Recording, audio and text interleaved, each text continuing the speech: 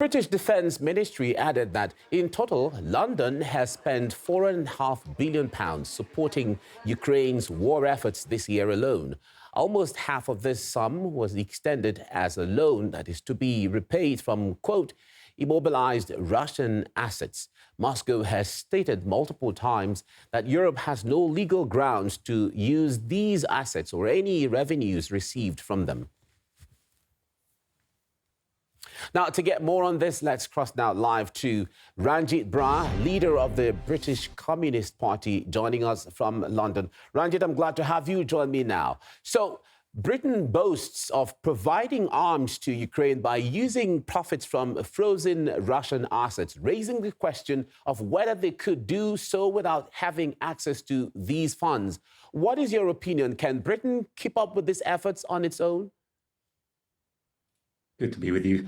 Well, we've seen quite clearly that President Trump has signaled he wants to pivot to Asia, much as Obama did. He's worried intensely about the rise of China, and that's been underlined by the incredible military parade and the deepening economic ties between Russia, China, and the Eurasian nations that we've seen, and the beautiful parade yesterday to mark the 80th anniversary of China's victory over Japan, over fascism, and the victory of the liberation, the People's Liberation War against fascism. Of course, if America is to pivot towards its increased military readiness and posture towards containing China, they've signaled very clearly they want Europe to take over in the struggle against Ukraine. So they make noises as if a deal is coming up, but in the meantime, they're pushing more and more of the burden, financial burden and responsibility towards their NATO partners, towards the NATO European, British and European imperial warmongers.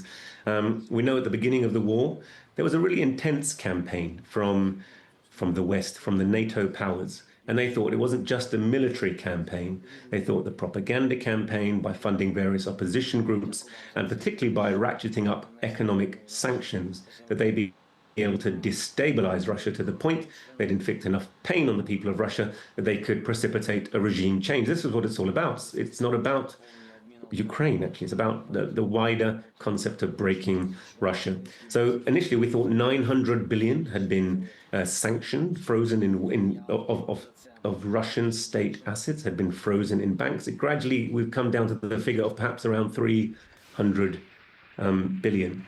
But then, of course, whilst those assets are frozen, they continue to accrue interest. And whilst the international banking sector has slightly balked, they're aware, I think, that they're losing the war, whatever the propaganda. And Labour's defence minister really put a lot of false propaganda and false news into his statement to Parliament yesterday about the state of the war. They're fundamentally aware they're losing the war, and they may, at the end of this conflict, still be face-to-face with Russia. So somewhere in the banking sector, there's a reluctance to sequester those assets, but they're moving increasingly to try and use the interest being accrued. And he signaled yesterday, as you say, that $1 billion has been used of the $4.5 billion that he's put forward in the last period of days, actually, a couple of months. He's signaled that $1 billion of that has come from sequestering, we presume, interest in Europe. And of course, Britain is very connected to the banking sector, so they may have some physical ability to deliver that. The mechanism has not been made clear, so exactly where that money has come from remains opaque. Now, Russia has said that repeatedly that any profits taken from its frozen assets are being used illegally. What's your take on that? It's quite clearly the case. If I deposit money in a bank and I am owed interest on that, the basis on which I'm providing that money is that that interest is payable to me. To break that contract is to break the laws, to break banking norms. What we've quite clearly seen is that the Western banking system can be weaponized against nations. Now, this has become such a familiar practice of the NATO, of the Western imperialist countries. Britain holds over $1 billion of gold reserves owing to the people of Venezuela, which it sequestered because it doesn't like the government and policy of the Venezuelan government and people. Similarly, when they moved against Libya, they sequestered their assets. We're talking about perhaps 80 billion of reserves of the sovereign wealth fund that was held. And every time they invade a country, they strip its assets, strip its resources. So for the Western imperialists, their financial power, they think, gives them the right. Their might is right. And so despite the fact Britain sometimes seems like a small country, it's linked to the United States. The incredible amount of capital it possesses from its days of empire still makes it a financial player. So yes, it's entirely illegal, but their feeling is, who is going to stop us? And this is why they constantly refer to something they like to term the rules-based international order rather than any semblance of international law, because the rules are whatever they say they are. And so, yes, it's illegal, but they seem to be making noises to do it.